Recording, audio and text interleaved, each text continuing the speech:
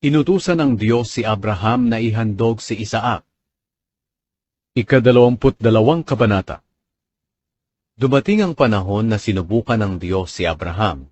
Tinawag niya si Abraham, at sumagot si Abraham sa kanya. Pagkatapos sinabi niya, "Dalhin mo ang kaisa-isa at pinakamamahal mong anak na si Isaac, at pumunta kayo sa lupain ng Moriah.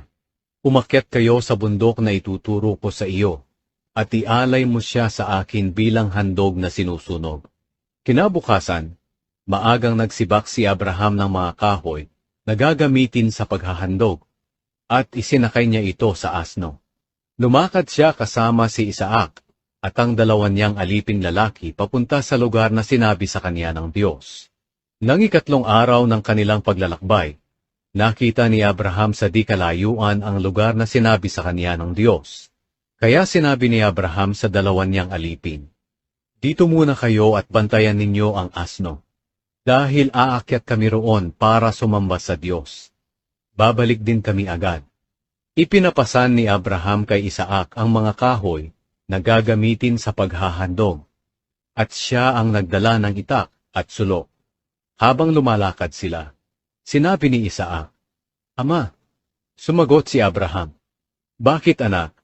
Nagtanong si Isaac, "May dala po tayong sulo at panggatong, pero nasan po ang tupa na ihahandog?" Sumagot si Abraham, "Anak, ang Diyos mismo ang magbibigay sa atin ng tupang ihahandog." At nagpatuloy sila sa paglalakad. Nang dumating sila sa lugar na sinabi ng Diyos, gumawa si Abraham ng altar na bato, at inihanda niya ang mga kahoy sa ibabaw nito. Pagkatapos, iginapos niya si Isaac, at inihiga sa ibabaw ng altar.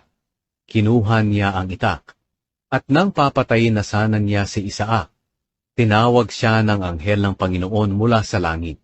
"Abraham! Abraham!" Sumagot si Abraham, "Narito po ako." Sinabi ng anghel, "Huwag mong patayin ang anak mo. Ngayon, napatunayan ko na may takot ka sa Diyos, dahil hindi mo ipinagkait ang kaisa-isa mong anak." Paglingon ni Abraham, may nakita siyang isang lalaking tupa na ang sungay ay nasabit sa mga sanga ng kahoy, at hindi na ito makaalis. Kaya kinuha ito ni Abraham, at tinihandog bilang handog na sinusunog kapalit ng kanyang anak. Tinawag ni Abraham ang lugar na iyon na naglalaan ang Panginoon. Ito ang pinagmulan ng kasabihang, "Sa bundok ng Panginoon may inilalaan siya." Muling tinawag ng anghel ng Panginoon si Abraham mula sa langit. Sinabi niya, "Ito ang sinasabi ng Panginoon, Sumusumpa ako sa sarili ko na pagpapalain kita ng lubos, dahil hindi mo ipinagkait sa akin ang kaisa-isa mong anak. Bibigyan kita ng mga lahi na kasindami ng mga bituin sa langit, at ng buhangin sa dalampasigan. Sasakupin nila ang mga lungsod ng kanilang mga kaaway.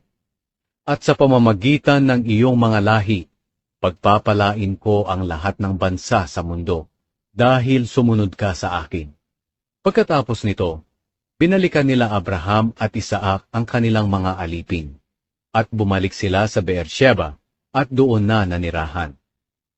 Ang mga lahi ni Nahor. Pagkalipas ng ilang panahon, nabalitaan ni Abraham na ang kapatid niyang si Nahor ay may mga anak kay Milka.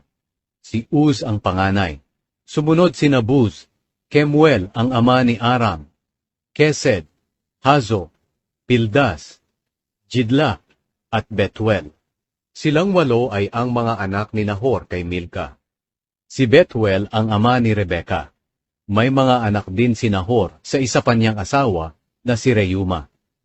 Sila'y sina Teba, Gaham, Tahaz, at Maaka.